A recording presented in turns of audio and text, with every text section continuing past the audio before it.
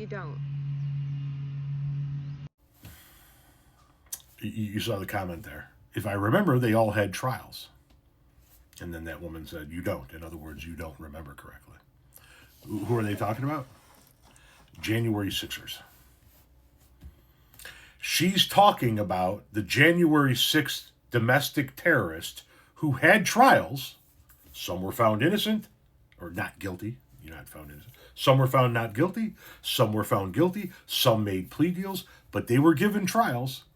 And she's telling you that they didn't get trials.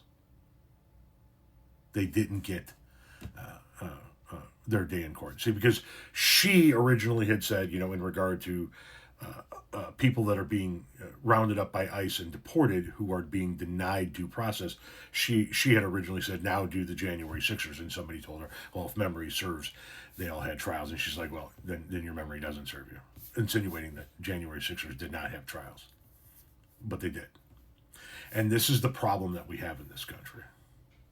People like her are spreading lies saying that their fellow countrymen, their fellow American citizens were denied due process, when that is false. That is a lie. They were given due process. You just don't like the outcome of the due process, and the elected officials who need you to continue to believe the bullshit lies that they push told you they were denied due process. Idiots like Marjorie Taylor Greene and fascists like Donald Trump. If these people weren't given due process, how are they given prison sentences? Can you answer me that?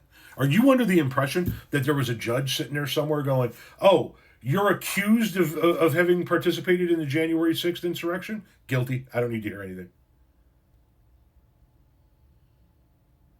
That's not the way any of this worked.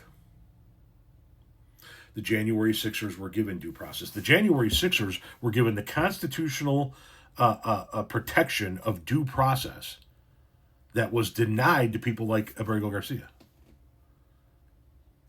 And yes, he gets it too. Anybody present in the United States of America, here legally or not, gets it. He was here legally. He was of no particular criminal record, and he was denied due process, while your domestic terrorists were given due process. And I want you to let that part sink in. This guy who did nothing, who was living with his wife and his family, going to work, doing the stuff that we all say people should do, right? To live the American dream. Work hard, put a roof over your head, raise your family. This guy was snatched up and refused due process, while actual terrorists who attacked our Capitol building on January 6th were denied due process. You got it backwards.